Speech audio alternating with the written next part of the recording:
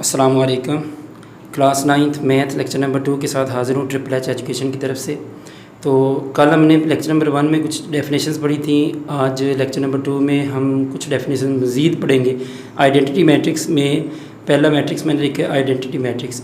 ये एक ऐसा मैट्रिक्स होता है जिसमें डायगोनल के अंदर तमाम एलिमेंट्स 1 के इक्वल होते हैं। जैसे मैंने एग्जांपल दी i इक्वल टू 1 0 0 1। इसमें देखिए जी 1 1 को मैंने सर्कल किया हुआ, तो ये 2/2 का आइडेंटिटी मैट्रिक्स है। इसी तरह दूसरी एग्जांपल मैंने दी i इक्वल टू ये 1 0 0 0 1 0 0 0 1।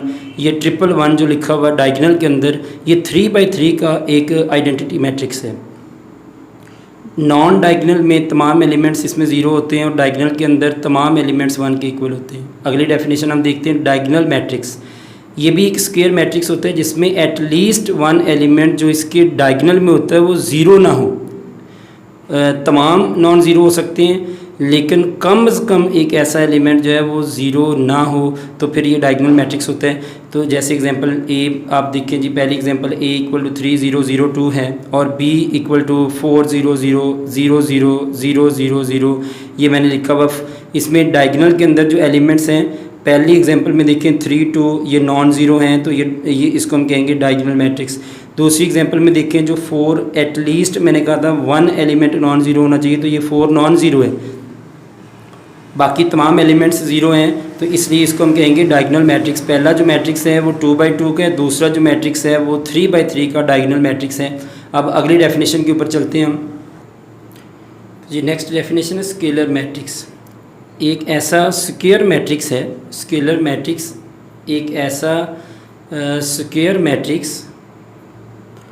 स्केलर मैट्रिक्स एक ऐसा स्क्वायर मैट्रिक्स है जिसमें तमाम डायगोनल एलिमेंट्स जो हैं वो सेम हो। जैसे पहले एग्जांपल में देखें आप a इक्वल टू 4 0 0 4, जो मैंने आइडेंटिफाई किया हुआ 4 और 4 ये दोनों सेम है। और दूसरी एग्जांपल में मैंने 3/3 का मैट्रिक्स लिखा है k 0 0 0 k 0 0 0 k। इसमें k एक 3 दफ़ा जो k आया हुआ, ये डायगोनल के अंदर तमाम k जो हैं वो सेम है, इसलिए इसको हम कहेंगे स्केलर मैट्रिक्स। तो स्केलर मैट्रिक्स होता ही है कि जिसमें जो डायगोनल के अंदर एलिमेंट्स होते हैं वो सेम आ जाएं, चाहे जो मर्ज़ी हो। 1 1 भी हो सकता है, 2 2 भी हो सकता है, जैसे ये 4 4 है या k है। कोई और भी एग्जांपल हो सकती है जिसमें एलिमेंट्स जो हैं सेम होंगे लेकिन नॉन डायगोनल एलिमेंट्स जो हैं वो ज़ीरो होंगे। अगली डेफिनेशन है ट्रांसपोज ऑफ अ मैट्रिक्स।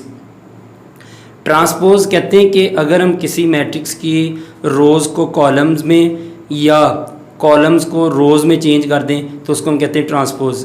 जैसे डेफिनेशन प्रॉपर इसकी डेफिनेशन क्या बनेगी, if the rows of a matrix are change into columns और वाइस वर्सा। वाइस वर्सा का मतलब है या कॉलम्स को आपने रोज़ में चेंज करना है, यानी एक काम करना है, या रोज़ को कॉलम्स में चेंज करना है या फिर कॉलम्स को रोज़ में चेंज करना है, तो आंसर आपका सेम आएगा। इसको हम कहेंगे ट्रांसपोज ऑफ अ मैट्रिक्स। जैसे एग्जांपल मैंने दी a इक्वल टू 1 2, ये रो है, 3 और 4 ये दूसरी रो है।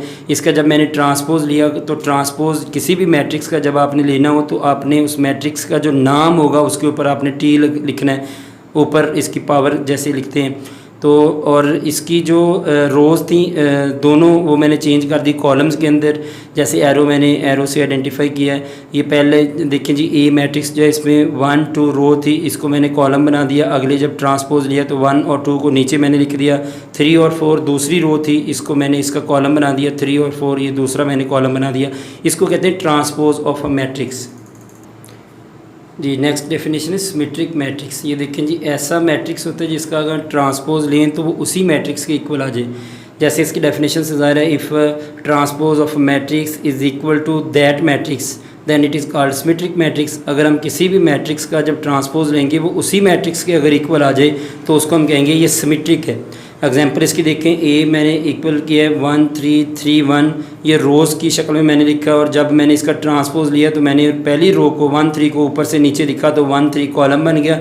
दूसरी रो को मैंने 3 1 को ऊपर से नीचे लिखा तो ये दूसरा कॉलम बन गया। अगर आप देखेंगे तो ए और ए का जो ट्रांसपोज है वो सेम है, यानी इसमें भी पहला एलिमेंट 1 है, उसमें भी पहला एलिमेंट 1 है, इसमें भी दूसरा एलिमेंट 3 है, उसमें भी दूसरा एलिमेंट 3 है, तीसरा इसमें 3 है और चौथा इसमें 1 है, तो दोनों में सेम है। यानी इसका अगर हम किसी भी मैट्रिक्स का जब ट्रांसपोज लेते हैं तो वो उसी मैट्रिक्स के अगर इक्वल आ जाता है तो उसको हम कह देते हैं कि ये सिमेट्रिक मैट्रिक्स है। हाँ जी, नेक्स्ट डेफिनेशन हमारी स्क्यू सिमेट्रिक मैट्रिक्स है। स्क्यू सिमेट्रिक का मतलब है कि अगर किसी मैट्रिक्स का हम ट्रांसपोज लें और वो उसके नेगेटिव के बराबर आए, जैसे ए का ट्रांसपोज लिया तो वो -a के बराबर आया, तो इसको हम कहेंगे स्क्यू सिमेट्रिक मैट्रिक्स।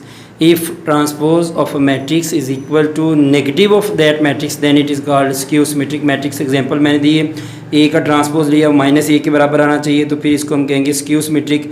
और ए की जो एग्जांपल मैंने दी है, ए इक्वल टू 0 -1 1 0 है। अगर मैं इसका ट्रांसपोज लेता हूँ तो ए का ट्रांसपोज किसके बराबर होगा, 0 -1 जो है वो रो थी वो नीचे को आ गया, कॉलम बन गया, और 1 0 रो थी वो 1 0 कॉलम बन गया। अगर इनमें से यानी जो ट्रांसपोज लिया इसमें से अगर माइनस कॉमन ले लिया जाए, जो मैंने नीचे माइनस कॉमन लेके लिखा है, तो फिर 0 के साथ कोई साइन नहीं आता, ना प्लस का ना माइनस का।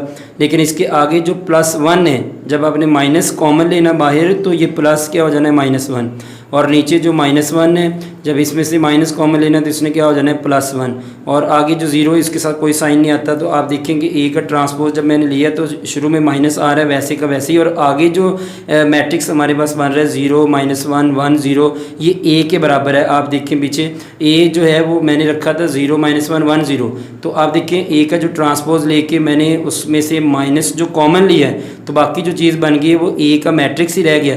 तो इसलिए हम कह सकते हैं कि ए का ट्रांसपोज -a के इक्वल है, तो इसलिए ये स्क्यू सिमेट्रिक मैट्रिक्स है। इसके साथ ही बाकी जो डेफिनेशंस हैं वो अगली वीडियो में मैं शेयर करूंगा। यहाँ तक अपने कॉन्सेप्ट को क्लियर करना, यहाँ तक जो डेफिनेशंस हैं वो अपने अच्छे तरीके से इनको समझ लेना है, देख लेना है, और अगर इसमें कोई कमी बेशी हो तो आप कमेंट कर सकते हैं, पूछ सकते हैं। नेक्स्ट वीडियो के लिए फिर अल्लाह हाफिज़, और मेरे चैनल को सब्सक्राइब लाजमी करें, शेयर भी करें और कमेंट करना ना भूलिएगा।